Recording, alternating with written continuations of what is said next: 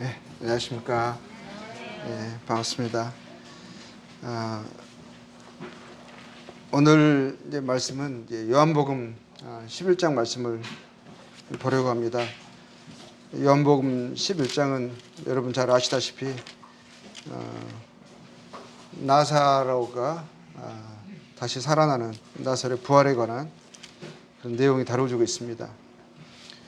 11장의 배경을 저희들이 이제 보게 되면 이 예루살렘에서 한 3km 정도 떨어진 올이라고 했는데 한 3km 정도 떨어진 그 베단이라는 곳에서 일어난 일입니다.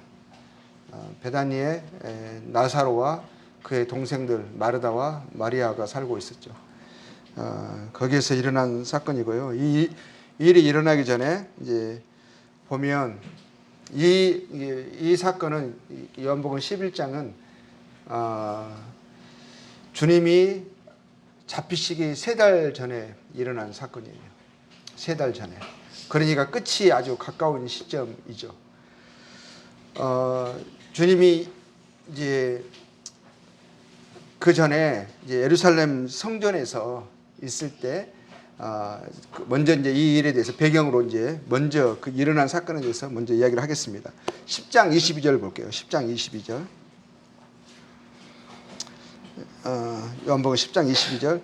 예루살렘에 수전절이 이르니 때는 겨울이라 그러고 되어 있습니다. 수전절. 수전절은요, 우리 구약 성경에는 나오지 않았어요.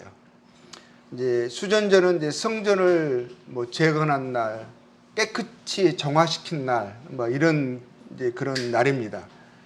이게 이제 언제 일어났냐면 이제 우리나라 말로는 수전절이라고 했고요. 영어로는 이제 뭐 데디케이션, 봉헌이라는 뜻입니다. 봉헌. 그러니까 성전을 깨끗하게 해서 하나님께 드리는 날. 이러고 이제 히브리어로는 하누카라고 되어 있습니다. 하누카. 이제 근데 이 날이 이 하누카라는 이 수전절이요, 언제 일어났냐면 BC 한 164년. 그러니까 주님이 이 수전절에 성전에 가셨잖아요. 근데 겨울이라고 했거든요. 지금으로 하면 이게 음력으로 세는 거라서 이제 음력인데 우리 이제 태양력으로 하면 11월이나 12월입니다. 그래 어떨 때는 대부분 보면 이게 12월 달이거든요. 12월 달인데 수전절은 8일 동안 이제 지내는 이제 축제 기간이에요. 그러니까 이때가 대부분 보면 크리스마스 때하고 거의 유사한 기간이에요. 근데 해년마다 음력을 하니까 좀 날짜가 엇갈리긴 해도 이제 크리스마스 주간이거든요. 근데 8일 동안 하는 것이에요. 근데 이게 왜 그러냐면 어떤 거냐면 주님이 이 수전절에 성전에 들어가셨는데 한 200년 전에 이 수전절이 이제 처음으로 시작된 날이 있어요. 왜냐하면 그때는 그때 이제 헬라 제국에서 지배를 받고 있었거든요. 근데 그 중에서 이제 이 셀루쿠스라고 해가지고 이게 팔레스타인 지역, 시리아 지역을 통치했던 왕이 있어요. 근데 헬라에 이제 헬라가 알렉산드르 대왕이 죽고 나서 이제 그 알렉산드르 대왕 밑에 네 장군들이 있었거든요.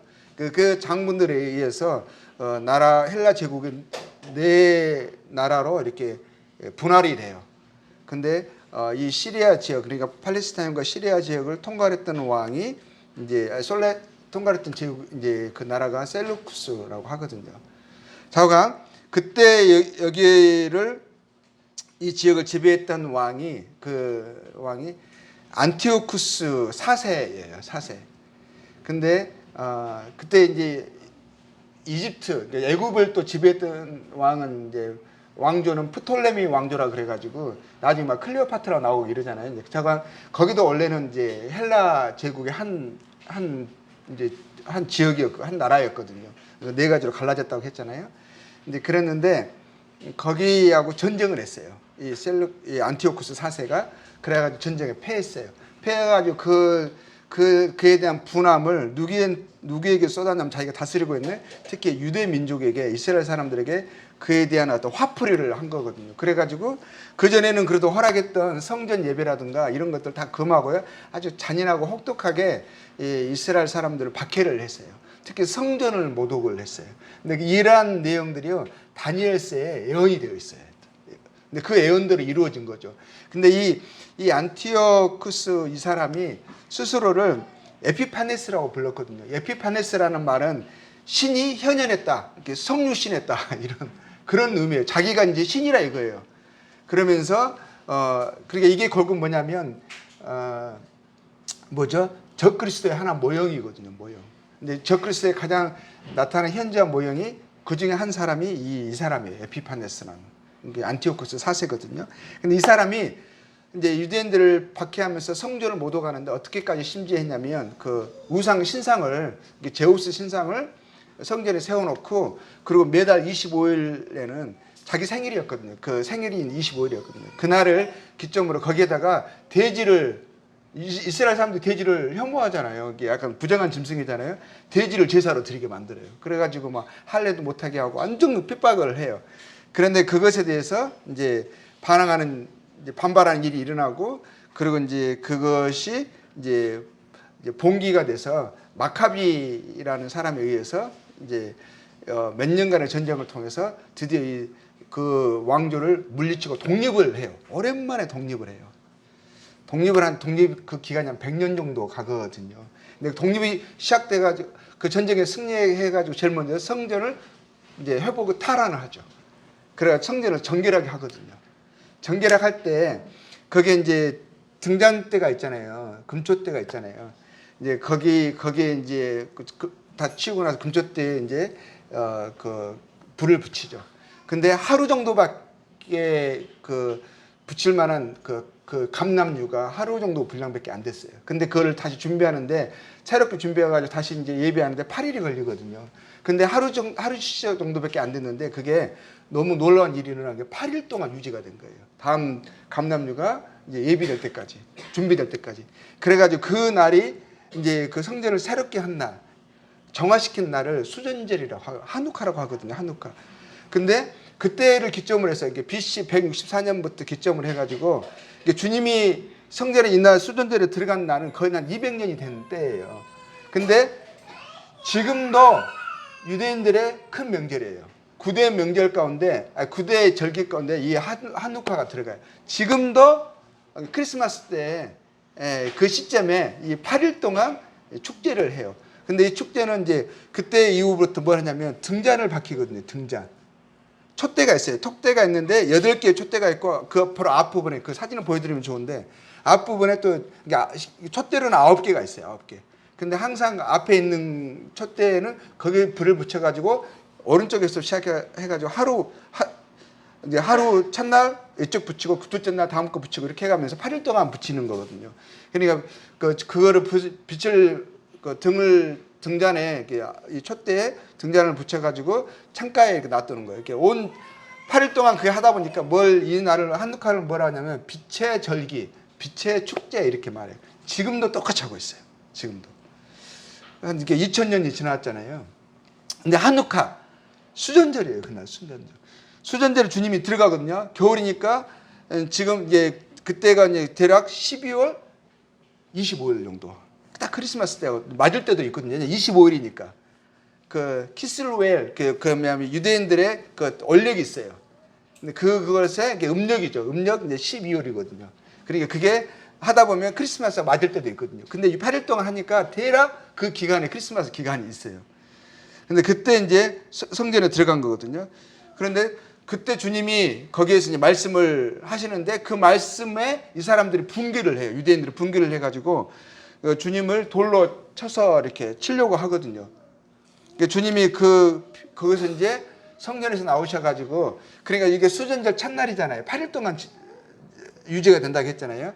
나오셔가지고 그럼 성전에서 나오시면 어디로 가냐면 이제 그 성전 있으면 그 밑에 계곡 성전이 있고 위에 밑에가 뭐냐면 기드온 계곡이 있어요. 기드온 계곡을 건너서 이제 가면 뭐가 이제 감람산이 있거든요. 그리고 그 가는 길에 겟세마네 동산이 있고 그 쭉 올라가면 감람산이 있어요. 감람산이 높아요. 해발 한 818m 돼요. 그 예루살렘은 해발 한 750m 정도 되고 이게 감람산이 제일 높죠. 그리고 감람산에서 내려가면 평지가 좀 펼쳐지는데 조금 내려가면 평지가 펼쳐져요. 거기가 뭐냐면 베단이란 마을이 있어요. 베단이. 무슨 말인지 알겠죠? 뭐 이스라엘 가보진 않았지만 베단이가 있습니다. 그래서 그 다음부터 뭐냐면 그러고 나서 계속 내려가요. 이렇게 800m를 내려가는 거거든요. 내려가잖아요. 그러면 제일 끝에까지 내려가면 제일 밑에가 평지가 만나는데 그 어디냐면 어디 평지가 어디냐면 여리고예요. 여리고 성이 있어요. 그리고 여리고 성에서 조금 이제 더 이제 동쪽으로 가면 뭐가 나오면 요단강이 나오죠. 요단강을 건너면 거기서 요한이 침례를 처음에 줬던 곳이 있어요. 요한이 침례 줬던 거. 주님이 거기까지 가시거든요. 자, 10장 39절 아니 40절 보면 다시 요단강 저편 요한이 처음 세례 베풀던 곳에 가사 그랬죠. 세례 베풀던 곳이 어디냐면 거기도요. 요한복음 1장 28절 보면 그 베풀던 곳이 이름이 나와요. 그 이름이 뭐냐면 베단이에요. 이름이 똑같죠. 그러니까 이 마리아 나사로가 살던 것이 그 뭐죠? 베단이죠. 베단이. 감람산 그 정상 바로 옆에 있는 그러니까 베단인데 내려가서 여리고를 지나서 요단강을 건너면 바로 요단강 이제 저편이죠. 저편에 만나는 중요한 그 나루터 마을이 있는데 그 마을 이름이 베단이라고 해요. 베단이. 거기에서 세례 요한이 침례를 줬고 주님이 거기서 세례 요한에게 침례를 받으셨던 것이죠. 주님이 거기로 가셨어요. 근데 어느 때 가시냐면 보세요. 한누카 때 그 수전절 날에 첫날에 거의 이런 일이 일어난 것 같아요. 그래서 쫓겨나가서 주님이 이제 가시는데 베다니를 지나면 베다니에 누가 있어요? 그 사랑하는 항상 주님이 예루살렘 가까이 오시면 주변에 머무실 때 베다니 이 집에 머물렀던 것 같아요. 그럼 베다니에 그럼 나사로 집이 있잖아요. 마리아 마르다의 이제 집이 있는데 거기서 이제 주님이 거기를 들리셨던 것 같아요. 그러니까 주님이 다음에 행선지를 아는 거예요. 베다니로 갈 거라는 것을 아는 거죠. 근데 그때는 나사로가 안 아팠어요. 나사로 멀쩡했어요. 근데 주님이 떠나시고, 근데 그날 떠나실 수 있거든요.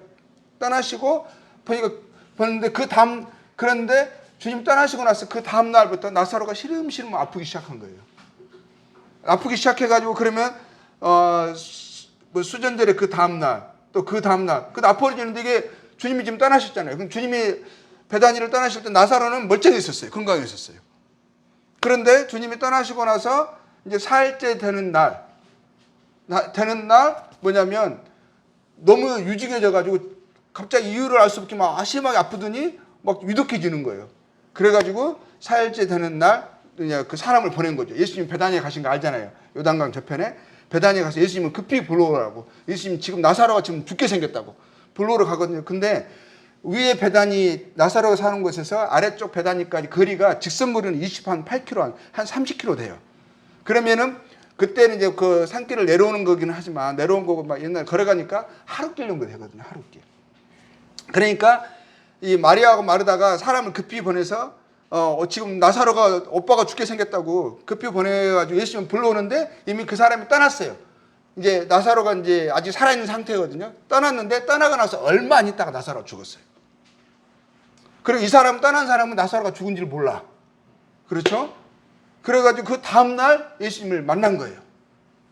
예수님 만났을 때는 이 사람 나사로가 죽은지 모르죠. 벌써 죽은 지 하루가 됐어요. 근데 예수님은 죽은지 아시잖아요. 아시는데 뭐라고 말씀하시냐면 이제 상황을 설명할게요. 11장 이제 11장 4절 4절에 보면 이제 11장 그 전에 이거부터 볼게요. 이제 11장에서 이제 베다니에 사는 나사로라고 나와 있죠. 그러니까 2절에 보면 이 마리아는 향유를 주께 붓고 머리털로 나사로의 동생이죠. 마리다가 언니인 것 같고 마리아는 그 막내가 동생 같아요.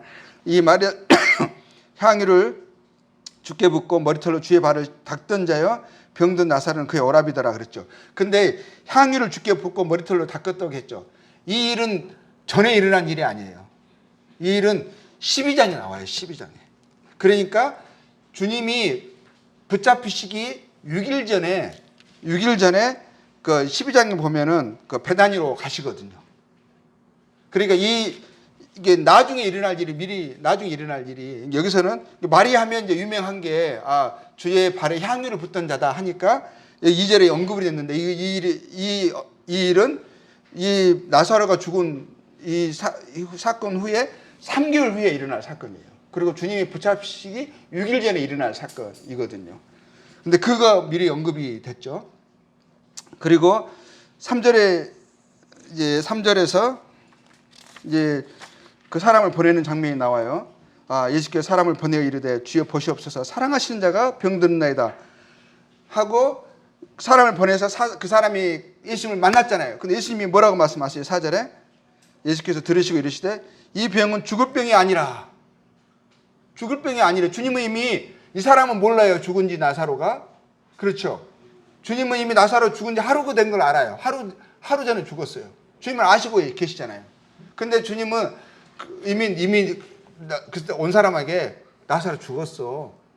이미 늦었어. 라고 말씀하시는 것이 아니라 이 병은 죽을 병이 아니래요. 이미 죽었는데. 그러니까 생각해 보세요. 이 사람은 예수님을 근데 그리고 예수님이 이와 함께 가시지 않죠. 그 사람 가게 하잖아요. 그리고 오히려 그 사람은 뭐라고 말씀하시는 거예요? 죽을 병이 아니라 하니까 이 사람은 좋은 소식인 거예요. 빨리 가서 걱정하지 말라고 그 마리아하고 마르다에게 말해주고 싶은 거예요. 예수님이 함께 가시지도 않아요. 그러니까는 그 사람이 또 갔잖아요. 그 다음날 하루도 걸려서 그 다음날 갔겠죠. 가니까 먼저 죽은 지가 며칠 됐어요. 이 사람이 도착했을 때는 이틀이 된 거예요. 그럼 너무 황당하지 않았겠어요?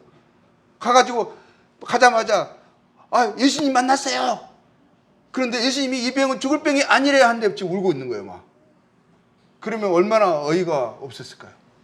예수님이 그리고 마리아하고 마르다에게 말했겠죠. 예수님 분명히 이 병은 죽을 병이 아니라고 했는데 생각해보니까 내 예수님 만나는 날 그 자리에 이미 죽어 있었네요. 근데 왜 예수님은 그렇게 말씀하셨을까요? 마리아와 마르다도 너무 황당하지 않겠어요? 예수님이 몰랐나? 실수하셨나? 자, 이런 상황을 생각을 해보세요.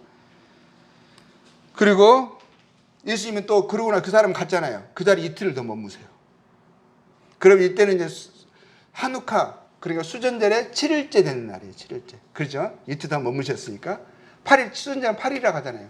그러니까 이틀 더 머무시고 그러고 나서 가요. 가실 때 하셨던 말씀이 있어요. 자, 가실 때 뭐라고 말씀하세요?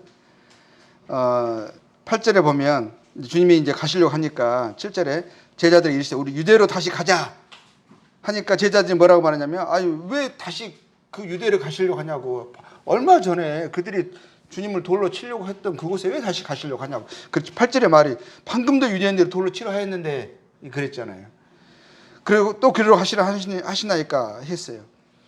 그러고 이제 그 대답에 주님이 뭐라고 말씀하시냐면 9절에 이렇게 말씀하세요. 예수께서 대답하시되 낮이 12시간이 아니냐. 사람이 낮에 다니면 이 세상의 빛을 보므로 실족하지 아니하고 밤에 다니면 빛이 그 사람 아래 없는 거로 실족하느니라. 좀 동문서답 같죠. 왜 그거를 가시려고 하시니까 이 말씀을 했는데 제자들이 이 말씀을 이해했을까? 저희들도 딱 이 말 들으면 무슨 말인지 잘 모르겠지 않아요? 근데 우리가 좀 생각해 볼 수 있는 것은 이 수전절은 어느 기간이라고요? 빛의 축제, 빛의 기간이죠. 그리고 이 주님이 이 세상의 빛을 보므로 그랬죠. 이 세상의 빛이 뭘 말할까? 그 사람 생각에는 낮에 다니면 뭐 빛이 있으니까 괜찮은데 밤에 다니면 빛이 없으니까 너희 안에 빛이 없으니까. 왜냐면 우리 안에 빛이 없으니까 어떻게 돼요? 빛이 없으면은 어두우니까 넘어진다 이런 말이처럼 그냥 일반적으로 하시는 말씀처럼 보이잖아요. 근데 주님이 세상의 빛을 하실 때 그 전에도 하셨던 말씀이 주님이 스스로를 세상의 빛을 하셨어요. 8장 12절 볼게요. 요한복음에 이 말씀이 몇 번 나와요. 8장 12절에 우리가 이 말씀을 그 전에 들었던 것을 생각하고 또 이 수전절의 기간이 빛의 기간이라는 것을 기억하고 또 뒤에 하셨던 말씀들을 기억하면 이 빛이라는 말씀이 이 빛이 누군가 무엇을 말씀하시는 거가 이해하는 데 많이 도움이 돼요. 8장 12절에 보면 예수께서 또 말씀하여 이르시되 나는 세상의 빛이니 그러셨죠.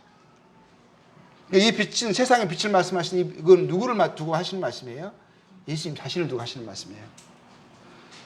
나를 따르는 자는 어둠에 다니지 아니하고 생명의 빛을 얻으리라.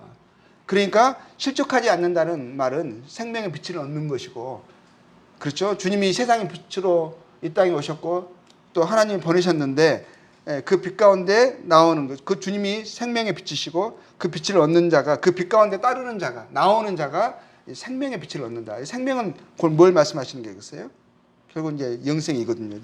자, 또 그대로 12장 36절을 봐볼게요. 12장 36절 보면 예수께서 이르시되 아직 잠시 동안 빛은 너희 중에 있으니, 이 말씀이 좀 더 이해가 되죠. 야, 이 9절에서 11장 9절에 10절 하신 말씀이 이런 말씀이었구나. 사실 너희 아직 빛이 있을 동안에 빛을 믿으라. 그래야 빛의 아들이 되리라. 그러니까 세상에 빛으로 오신 분이 주님이시라고요. 그렇죠? 주님 빛이라고요. 주님을, 그래서 실족하지 않는다는 말은 주님 오셨다는 것은 믿으라 하는 거예요. 믿으라. 믿어서 생명의 빛을 얻으라. 어둠에서 생명으로 옮기시기 위해서, 사랑의 아들의 나라로 옮기시기 위해서 생명의 빛이신 예수님이 이 땅에 오셔서, 예수님이 사람들 빛 가운데 나온다는 말은 뭐예요? 그 주님을 알고 믿는다는 거예요. 따른다는 거예요. 자, 그리고 46절 볼게요. 46절. 12장 46절. 뭐라 또 말씀이 있어요. 나는 빛으로 세상에 왔나니 물은 나를 믿는 자는 그랬죠. 어둠에 거하지 않게 하려 함이라. 어둠에서 구원하시기 위해서. 지금 어둠에 우리가 거해 있거든요. 우리가 빛이 없으므로 우리 지금 이미 실족되어 있어요.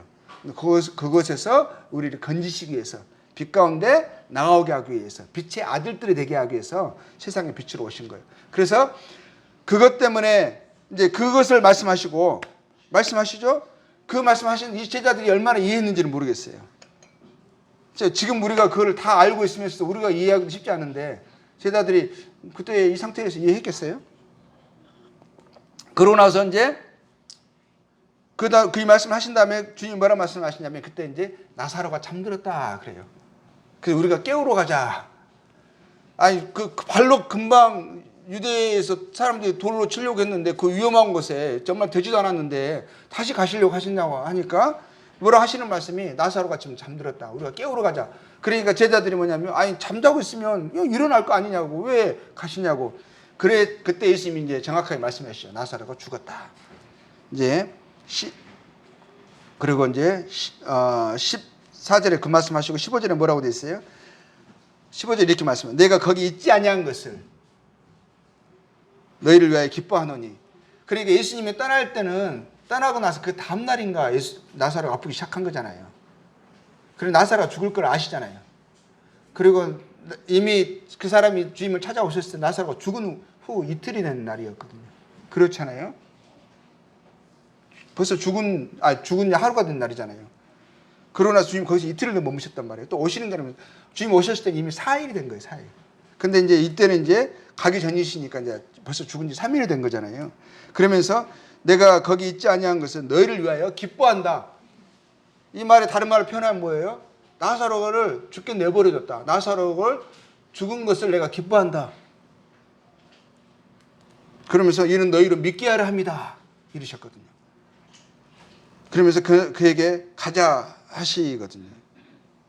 그리고 주님이 드디어 이제 오셨어요. 나사로 이제 베다니에서 베다니까지도 오신 거죠. 이제 베다니에 오셨는데 17절에 보니까 이미 나사로가 무덤에 묻힌 지 4일이 됐대요. 4일. 나흘이 지났다고 되어 있어요. 그래서 많은 사람들이 마리아와 마르다를 위문하기 위해서 갑자기 죽은 거잖아요. 갑자기 시름시름 하다가 금방 며칠 만에 죽어버린 거예요. 한 3일 만에 죽어버린 거거든요. 3일, 4일 만에. 그러니까 이제 얼마나 큰 충격이 됐겠어요. 이게 부모가 안 계셨던 것 같아요. 거의 나사로가 거의 아버지, 오빠 역할을 했던 것 같아요. 아버지 같은 역할. 얼마나 충격이 크게 했어요. 근데 주님이 오셨는데 너무 늦게 오셨어. 이미 다 끝나고 나서 묻힌 지 4일이나 됐어요. 나흘이나 됐어, 나흘. 4일이나 됐어요. 그럼 뭐예요? 벌써 썩은 냄새가 나, 썩은 냄새. 근데 주님이 이제 오셨어요. 그러니까 얼마나 이 마르다 마리아 입장에서는 기가 막히게 주님 그때 계셨더라면 주님은 충분히 나사로가 죽지 않게 살리실 수 있는 능력이 있다라고 믿는데 너무 안타깝잖아요. 너무 아쉽잖아요. 너무 안 맞았어. 왜 주님 바로 전날 오셔가지고 주님 떠나시고 나서 아파버리고 그리고 주님은 또 오셔도 너무 늦게 오셨어. 그러니까는 이 모든 게 너무 아쉬운 거죠. 그러니까 주님 오시니까 그 아쉬움에 막 폭발하는 거예요. 21절에 보세요. 마르다도 그래요. 예수께 여짜오되 주께서 여기 계셨더라면 내 오라버니가 죽지 아니하였겠나이다. 왜 지금 오십니까? 왜 이렇게 늦으십니까? 왜 저희들의 피로를, 저희들의 이 상황을 주님은 모르셨습니까? 오시긴 오셨는데 너무 늦었어. 지금은 늦었잖아요. 이러는 거죠. 그런데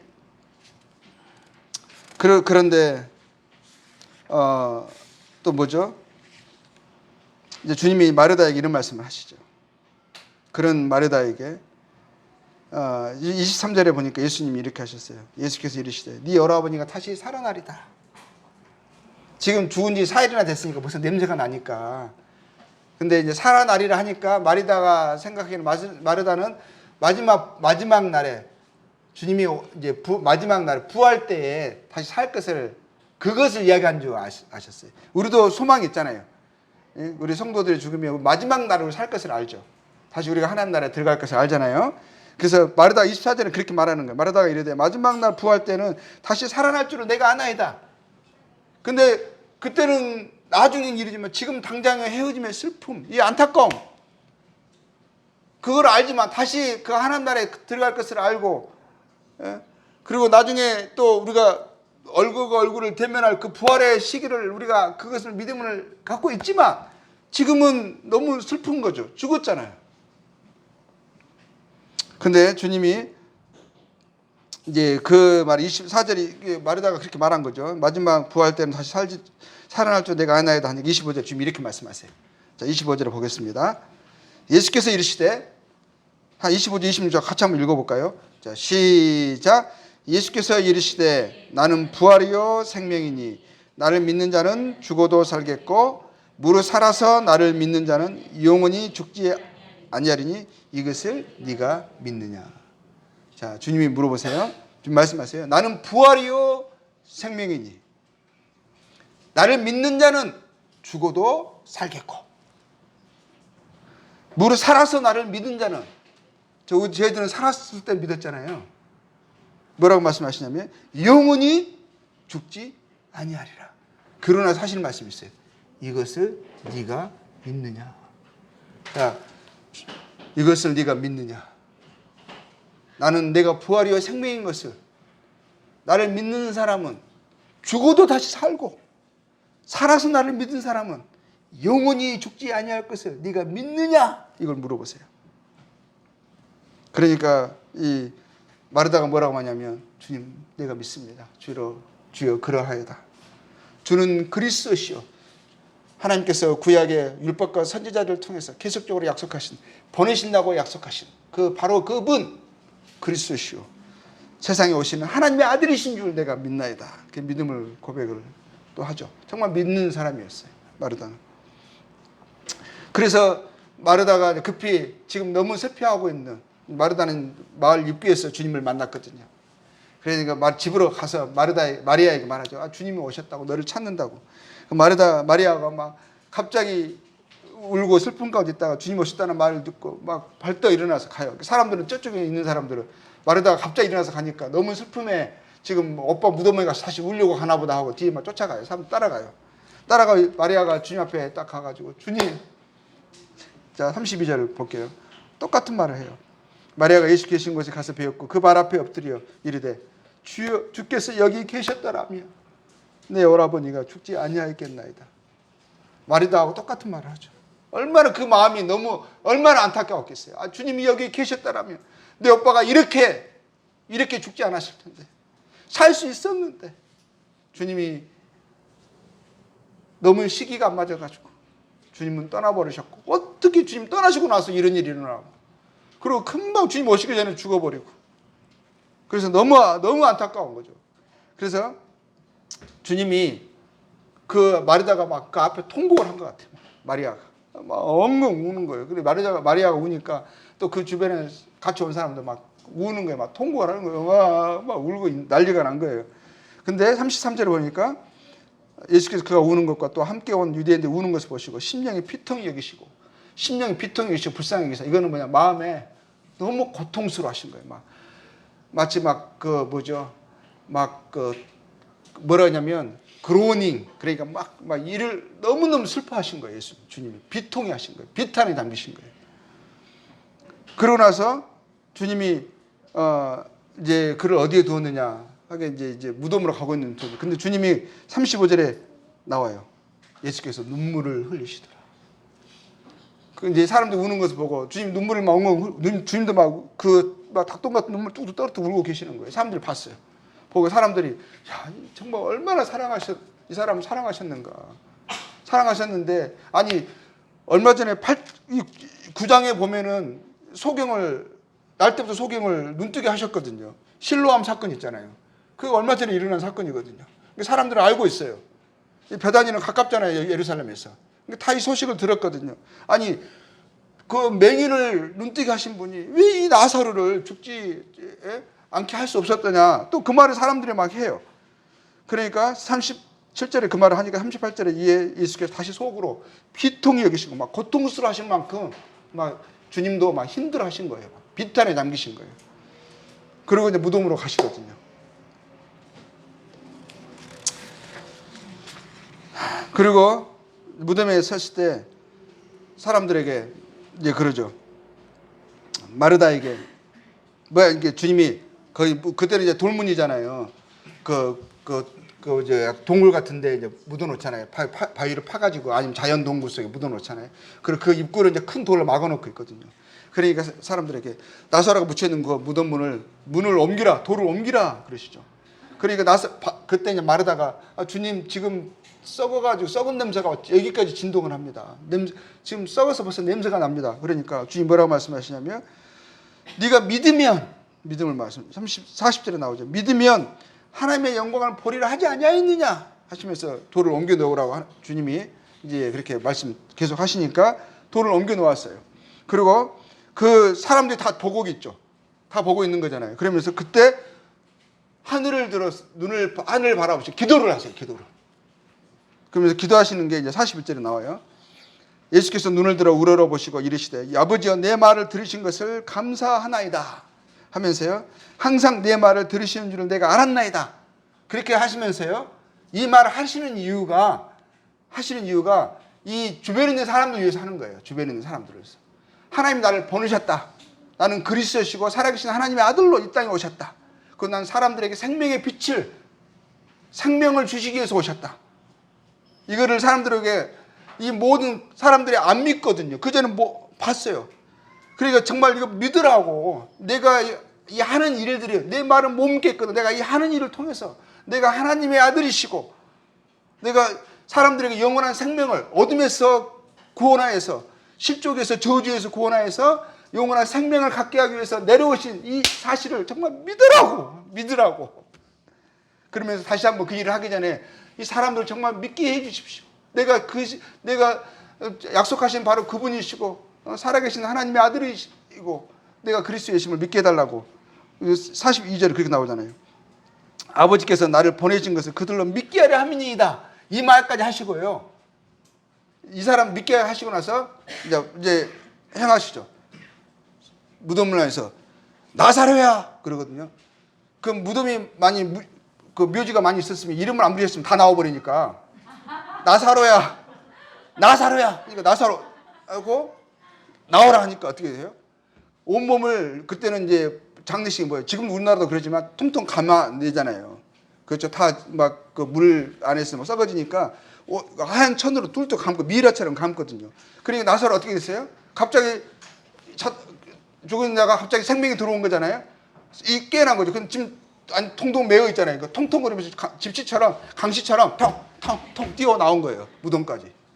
그러니까 주님 뭐라 그러셨어요? 포로노아 다니게 하라. 44절에 그렇게 나오잖아요. 자, 그럼 우리가 여기서 이걸 사건을 통해서 우리가 생각해보는 교훈을 한번 봅시다. 왜 주님이 나사로의 죽음을 허락하시고, 왜 이런 상황들을 허락하시고, 그리고 죽은 나사로를 살리셨을까? 그 이유가 뭘까? 자, 11장 4절을 볼게요. 주님이 이렇게 말씀하셨어요. 아까 했던 말씀인데, 이 병은 죽을 병이 아니라 하셨죠. 하나님의 영광을 위함이요, 하나님의 아들의 이로 말미암아 영광을 받게 하려 하심이라 그랬거든요. 그러니까 이것은 이제 주님이 계획하신 바죠. 이것을 나타내시고 싶으셨던 거죠. 예수님이 누구시고, 그렇죠? 하나님이 하시는 역사. 예수님께서 요한복음에 처음에 말씀하신 것대로 태초에 말씀이 계시니라. 이 말씀이 하나님과 함께 계셨으니 이 말씀은 곧 하나님이시니라. 말씀이 육신을 입고 이 땅에 오셨어요. 독생하신 하나님이 이 세상에 나타나셨어요. 그래서 예수님이 하나님이시고 하나님께서 하시고자 하는 일을 나타내고자 하심을, 하나님의 영광을, 하나님의 아들의 이로 말미암아 그분이 영광을 받게 한다는 것은 그분을 나타내시는 거예요. 진리를 드러내시는 거예요. 사람들이 알고 믿게 하시려고 그러신 거죠. 목적은 11장 15절을 볼게요. 내가 거기 있지 아니한 것은 너희를 위하여 기뻐하노니 이는 너희로 뭐라고요? 믿게 하려 합니다. 믿게 하려 함이 목적이죠. 자, 여기서 주님이 내가 너희를 위하여 기뻐한다 하셨죠. 기뻐한다. 기뻐하는데 지금 나사로가 어떻게 됐어요? 죽었잖아요. 그리고 마르다와 마리아는 얼마나 슬퍼하고 있어요. 정말 가슴이 끊어지는 참 그 고통 가운데 지금 있는 거잖아요. 그 고통을 주님이 허락하셨어요. 나사로는 그 고통 가운데 있다가 끝내 그 위독한 가운데 있다가 죽었고요. 갑자기 병이 찾아와서 죽었고요. 그 마리아 마르다는 오빠가 그렇게 허망하게 고통 가운데 죽는 것을 봤어요. 그 슬픔에 지금 깊이 잠겨 있는 거거든요. 근데 주님은 뭐라고 말씀하세요? 기뻐한다는 거예요. 오히려 내가 거기 있지 아니한 것은 뭐예요? 그 죽게 내버려 둔 것을 기뻐하다 하신 거거든요. 근데 왜 기뻐하신 거예요? 주님의 기쁨이 어디에 있어요? 너희로 믿게 하라니라. 주님의 기쁨이 어디에 있죠? 우리가 믿음을 갖고 그 믿음이 굳건해지는 것에 주님의 기쁨이 있어요. 믿음을 갖게 하시기를 원하시는 거예요. 그 믿음이 굳건해지기를 원하시는 거예요. 하나님의 뜻이요. 삶에 일어나는 모든 것을 통해서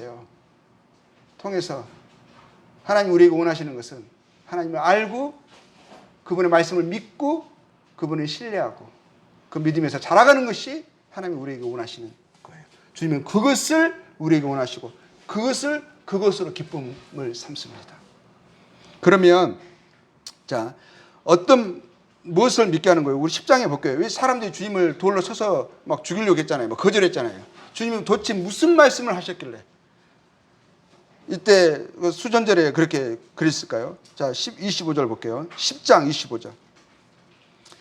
예수께서 대답하시되, 이 사람들은 예수님이 하시는 걸 보면 너무 놀랐거든요. 근데 하시는 말씀을 보면 막 그리스도다 그러시고 살아계신 하나님의 아들이라 그러시고 막 이러니까 내가 아브라함이 나기 전부터 내가 있었다. 아브라함은 자기들의 조상이잖아요. 2000년 전에 살았던 2000년 전의 인물이잖아요.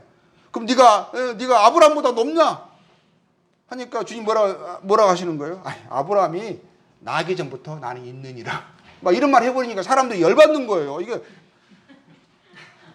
그래서 막 예수님을 몇 번 막 죽이려고 했거든요. 근데 보세요, 이번에도. 그래서 또 말하는 거예요. 막 이슬도 지금 갈등하고 있어요. 믿어줄까, 막 믿을까 말까.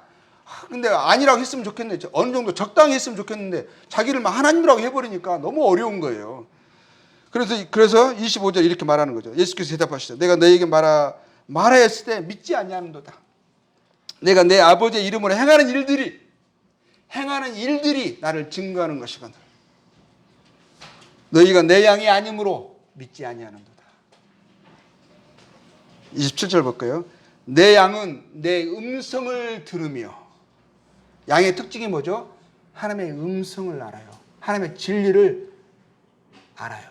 그 말씀을 들으면 하나님의 말씀으로 받아요. 그 가치를 알아요. 그 실제를 알아요. 다른 사람에게는 웃음말, 도저히 믿어지지 않는 말인데 그 하나님의 진리의 말씀을 듣고 그 말씀이 내 마음에 들어오는 거예요. 가치가 인식이 되는 거예요. 내 양은 내 음성을 들으며 나는 그들을 알며 뭐라고 돼 있어요? 양은 주님의 음성을 듣죠. 하나님의 말씀으로 받죠. 그리고 뭐예요? 그 다음 나오는 말씀이 그들은 나를 따르느니라. 따르는 게 있어요. 그 말은 뭐예요? 믿고 순종하면 있는 거죠. 순종은 뭘 말하는 거예요? 따르는 거예요. 말씀하시는 것을 아는데 따르지 않아요. 그럼 따르는 거예요? 믿는 거예요? 주님 이런 말씀 하시죠. 너는 나를 주여 주여 하면서도 왜 내가 말하는 것을 행하지 않느냐? 그건 믿음이 아닌 거예요. 내 양은 내 음성을 들으며 나는 그들을 알며 그들은 나를 따르느니 하셨죠. 자, 그러면서 28절에 이렇게 말씀하셨어요. 내가 그들에게 영생을 주노니. 영생.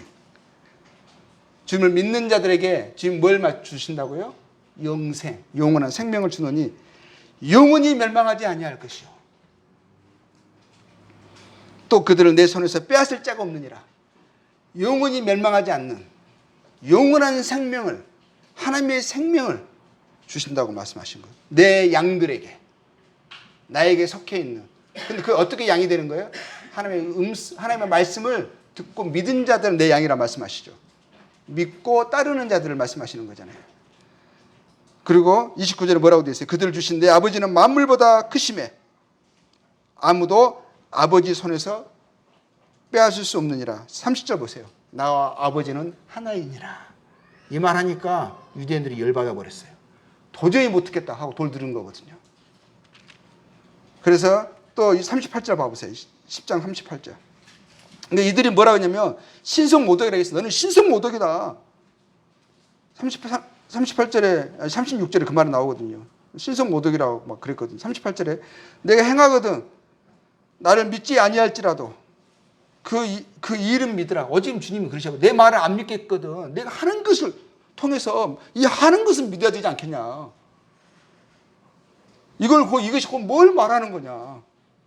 그러면 너희가 알 거라는 거예요. 아버지께서 내 안에, 내가 아버지 안에 있음을 깨달아 알리라. 어떻게 보는 것을 부정하느냐 이거죠. 그것을 인정하면서도 왜 거절하느냐 이거죠. 그러니까 사람이 또 다시 예수님 붙잡고 막 붙잡으려고 그러고 막 죽이려고 그러니까 예수님 그 자리에 피해가지고 이제 가신 거거든요. 주님이 이런 말씀을 하셨다는 거죠. 근데 이 말씀들을 믿게 하려 함이에요.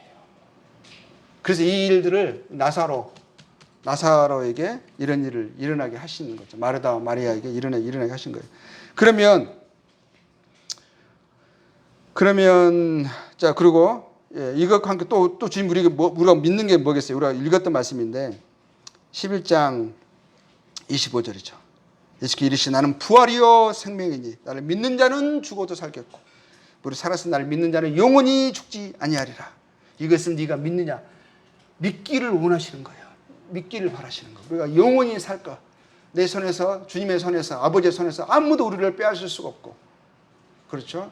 우리가 하나님의 생명과 하나님의 영광에 참여하는 자로 빛의 아들들로 우리를 삼으시기 위해서 그분이 이 땅에 오셨고 그것을 드러내시고자 이러한 것들을 통해서 우리로 하여금 믿게 하시는 거예요.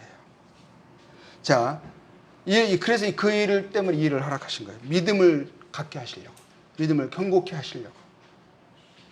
그 주님이 우리에게 뭘 기뻐하시는지를 우리에게 알게 하시려고 그러신 거죠. 그러면 당사자들 보세요. 나사로, 마르다, 마리아, 이들은 뭔 죄를 져서 이를 직접 당했잖아요. 얼마나 마음이 놀랬고, 얼마나 그 어려운 시간들을 지나왔고, 그때 그랬어요. 분명히 이들도 알아요. 주님이 자기들을 얼마나 사랑하시는지. 주님도 표현하셨어요. 사랑하는 자라고 말씀하셨어요. 5절에 11장 5절에 예수께서 본래 마르다와 그 동생과 나사로를 사랑하시더니 라고 했어요. 이 사람들도 주께서 사랑하시는 자가 병들었나이다 했어요.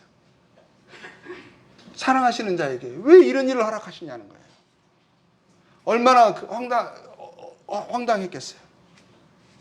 왜 주님이 이렇게 늦으시고 늦게 오셔가지고 틀림없이 말씀하셨잖아요. 이 병은 죽을 병이 아니라고 했잖아요. 왜 그러면 이해가 되지 않겠어요? 그때는 아니 주님은 죽을 병이 아니라 하셨는데 그때 이미 죽어 있었어. 그 종도 황당하지 않았겠어요? 가면서 걱정하지 마라. 죽을 병이 아니다. 보냈거든요. 근데 가보니까 이미 죽어 있어. 그럼 예수님 만났느냐 했더니 예수님 이렇게 말씀하셨는데요. 그러면 그때 우리가 도무지 이해할 수 없는 일이 일어나는 거잖아요. 우리는 내막 결과를 다 아니까 뭐 쉽게 말할 수 있어요. 근데 나사로와 마르다와 마리아가 통과하는 그런 상황 속에서 한번 생각을 해보잖아요. 우리도 이런 일이 일어날 때가 삶 속에서 있거든요. 도무지 이해가 안 되는. 근데 주님이 나에게 주셨던 약속의 말씀이 별로 위로가 안 되는, 마지막 날에 부활하고 하나님 나라에 들어갈 것을 우리가 압니다. 근데 오늘 별로 적용이 안 되고 위로가 안 되는 고통과 비탄 속에 우리가 빠지게 되는 거잖아요. 그런데 이 나사로야 뭐 죽었으니까 마르다와 마리아에 보면 주님을 원망함도 있어요. 근데 그러면서도 그 원망함이 뭐죠? 뒤돌아서는 원망함이 아니에요. 내 속았구나. 내가 지금까지 내가 없지만 얼마나 잘해줬는데 어떻게 나에게 이런 일을 허락하실 수가 있어요? 너무하신 거 아니에요? 그런 마음 가질 수 있잖아요. 그런데도 뭐냐면 주님께 이해할 수 없지만 마음이 너무너무 어렵지만 주님께 붙어있는 마음이 있어요. 주님 붙잡으면서 주님 하는 게 있어요. 여전히 주님을 사랑하고 있고 신뢰하고 있는 마음이 있죠. 아쉬운 마음, 주님 여기 계셨더라면 우리 오빠가 죽지 않았을 텐데, 물론 안 계셨어요. 섭섭한 마음도 있어요. 서운한 마음도 있어요. 왜 그것을 허락하셨는가 하는 마음도 있지만 그래도 여전히 주님을 향한 그 사랑과 신뢰가 있죠. 그러니까 주님을 미워하고 나 떠날 거야 불신하고 등 돌리는 그런 원망이 아니에요. 내가 이해할 수 없고 왜 그러셨을까 하는 아쉬움은 있지만 여전히 주님을 사랑하는 마음이 있죠. 결국은 이기는 힘은 뭐예요? 이들을 견디게 한 것은 뭐냐고요? 주님을 사랑한다는, 주님이 당신들을 자기를 사랑한다는, 내가 이해가 안 되고 왜 그러셨을까 하지만 여전히 그러면서 주님께 붙어있는 그 믿음이 있는 거죠. 그 사랑이 있는 거죠. 신뢰가 있는 거죠. 그 주님이요 우셨어요.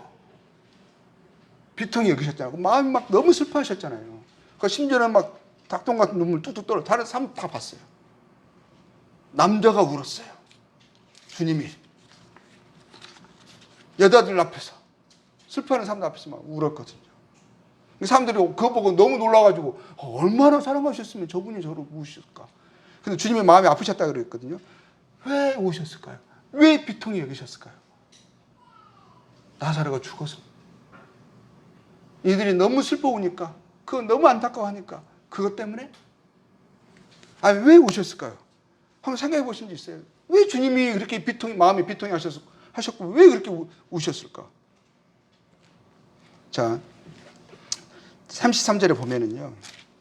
한번 봅시다. 저도 궁금했어요.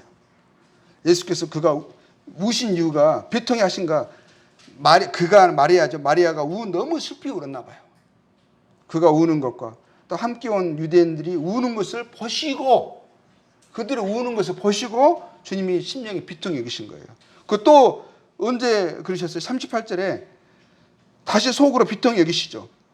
왜 다시라는 말이 나오는데 금방 사람들이 뭐를 말했죠? 아니 맹인의 눈을 뜨게 할 수 있는 분이 왜 나사로는 죽지 않게 할 수 없었느냐, 이 말을 사람들이 막 웅성웅성 하는 것을 보면서, 안타까움에 하는 것을 보면서 그걸 들으시고 또 비통이 여기신 거예요. 그럼 주님의 비통이 여기시면 뭐예요? 나사로가 죽은 것 때문에 아니라는 것을 우리가 알 수 있어요. 뭐 때문에 비통이 여기시? 주님이 죽은 줄 아셨잖아요. 이거는 죽을 병이 아니라 하셨고 오히려 그러셨거든요. 오히려 주님이 뭐라고 말씀하셨어요? 내가 거기 있지 아니한 것을 내가 너희를 인하여 기뻐한다 하셨어요. 기뻐한다. 나사렛 죽으면 오히려 기뻐하셨어요. 근데 왜 마음이 이렇게 아프셔? 그 앞에서 우시냐? 주님이 위선하시는 거예요? 앞에서 그냥 슬픈 척 내가 정말 그러면 사람들 마음을 자기에게 사람들이 뭐 사랑이 크신 분인가 하다 보면 그런 인상을 주시려고 지금 예수님이 쇼하시는 거예요? 연극하시는 거예요? 속으로 비통히 여기셨다 하셨거든요. 왜 그러셨을까요? 무엇 때문에 비통히 하셨을까요? 15절에 주님이 뭘로 기뻐하신다 하셨죠? 믿음으로 인해 기뻐하신다 하셨죠. 비통히 하신 건 무엇 때문이라고요? 저는 생각합니다. 저는 믿습니다. 믿음 없음을 비통히 하신 거예요. 믿음 없음을.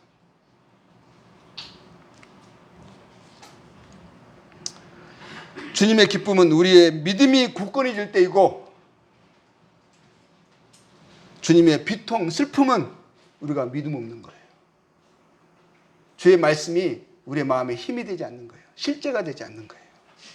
말씀은 말씀인데 여전히 세상과 현실에 붙잡혀서 그것 때문에 슬퍼하고 그것 때문에 매어 있는 이 믿음 없는 이 상태를 주님이 비통히 하시는 거예요. 주님의 말씀을 이해하지 못해서 당연히 받아야 할 위로와 가져야 할 소망과 기쁨을 잊고 오히려 삶의 무게에 짓눌려서 고통하는 것에 주님의 마음이 비통해 하시는 거예요.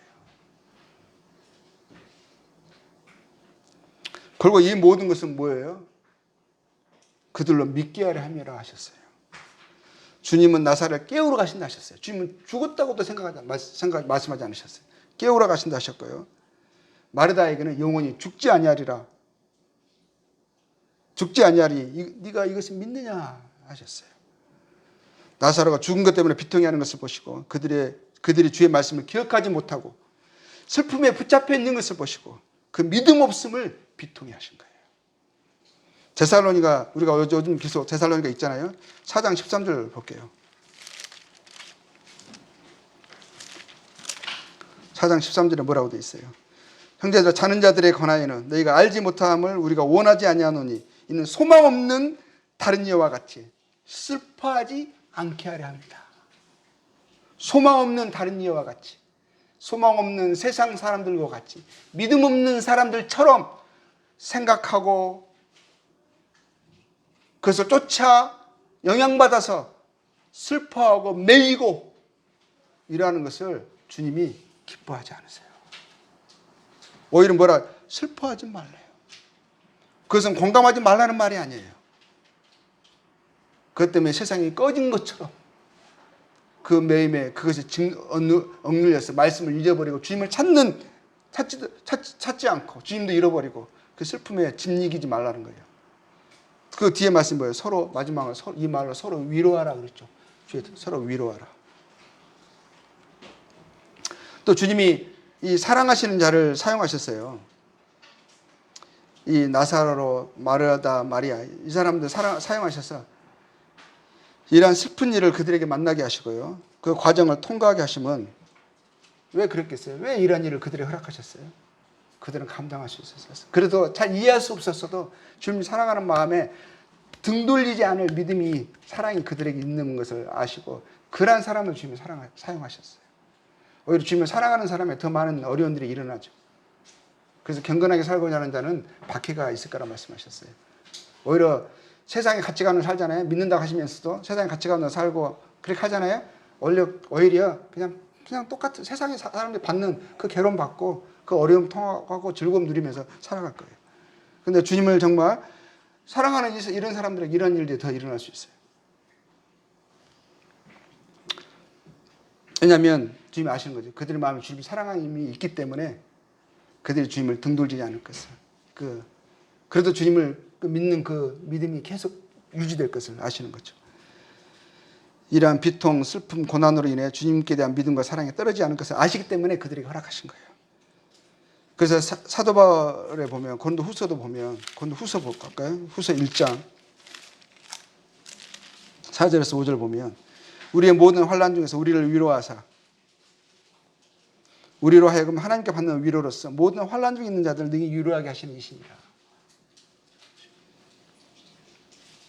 그리스도의 고난이 우리에게 넘친 것 같이 우리가 받는 위로도 그리스도를 말미암아 넘치는도다. 그렇죠.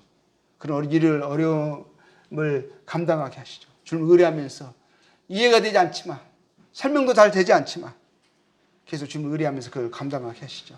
그래서 그 안에서 주님을 나중에 주님이 그걸 경험을 통해서 주님을 더 알게 하시고 주님을 더 사랑하게 하시고 주의 뜻을 주의 말씀을 경험하고 났을 때 다른 어려운 가운데 있는 사람을 위로할 수 있는 힘과 경험이 있죠. 그래서 그런 사람들에게 주님이 이런 일을 허락하시는 거예요.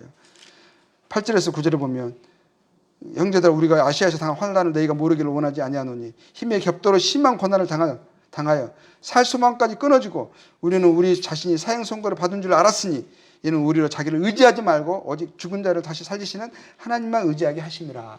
오히려 하나님이 사랑하는 사람들에게 이런 일들을 허락하게 하셨죠. 아니 먼저 주님이 그 일을 경으시고 주님이 그 길을 가셨는데 그리고 그래서 우리가 분명한 것 주의 사랑을 어떠한 일에서도 의심하지 않고 우리가 이해할 수 없는 일들 우리에게 일어난다 할지라도 우리 이해, 명철, 믿음 그것이 우리가 부족한 이유 때문이에요. 우리가 깨닫지 못해서 다 알지 못해서 우리 명철이 부족해서 그런 것이니까 끝까지 주님을 의지하고 신뢰하고 또 순종하면서 우리가 주님을 따라야 한다는 것이죠. 자 마지막으로는 이게 그러고 나서 마리아가 3개월 후에 주님 잡히시기 6일 전에 12장 1절에 마리아가 주님이 지금 마지막 가시는 길이잖아요. 베다니에 들리셨어요. 베다니에서 항유 옥합을 깨죠. 마리아는 왜 그랬을까요? 이제 성도의 죽음의 의미와 그 이후의 부활과 생명을 믿은 자예요. 믿었어요. 경험했어요. 그리고 그녀는 사랑하는 예수님의 죽음을 알아요. 근데 그 사랑하는 예수님의 죽음을 뭐죠? 예비하는 모습을 보게 되죠. 떠나보낼 준비를 하면서요. 그의 죽음의 감사와 존귀와 사랑을 표현하고 있어요. 살아생전에 자신의 가장 귀한 것을 깨뜨려서 주님의 죽으심을 예비하고요. 자신의 종됨과 사랑을 나타내며 예배와 경배를 드리고 있는 모습을 보게 되죠. 그럼 우리 삶의 가장 귀중한 것은 뭐예요? 가장 우리의 정체성, 이것 때문에 산다라고 하는 가장 내가 지금까지 모아놓은 거 옥합이 있다면 그게 뭐냐는 거죠. 가장 귀히 여기시는 것은 뭐예요? 세상에서 얻은 비싼 값진 것들을 무엇을 위해 누굴 위해 깨트리고 사용할 것인가 우리가 생각해 봐야 돼요. 이것을 통해서 뭐죠? 우리는 아는 거죠. 마리아처럼. 그래서 우리의 모든 것을 주님을 위해서 주의 영광을 위해서 그렇죠. 주님을 사랑하기 때문에 우리의 가장 귀한 것을 깨트릴 수 있는 주님께 그 머리로 치셨다는 것은 그 여인들이 머리를 푸는 것은요. 공중 앞에서 이거는 완전한 낮아짐과 수치를 의미하는 거예요. 종됨을 의미하는 거예요. 주의 발을 씻기시잖아요. 그만큼 주님을 사랑하고 주님을 높이고 나는 죽고 그리스도만 죽으심에 두려움이 없죠. 주님을 떠나보낼 준비를 하죠. 우리도 언젠가는 자기 오빠 또 죽을 거예요. 그렇지 않아요? 이제는 우리가 오히려 무엇을 기뻐해야 되는 거예요? 다른 사람의 주님을 아는 것으로 그 영광 가운데 참여하는 것으로 우리가 기뻐하는 그래서 믿음이 견고해지는 것으로 우리가 삶의 가치와 소망을 두는 그러한 것을 주님 우리에게 원하신다는 것이죠. 그래서 오늘 11장을 통해서 나사로의 죽음을 통해서 또 부활을 통해서 주님 우리에게 원하시는 것들을 한번 생각해 보았습니다. 여기까지 하겠습니다.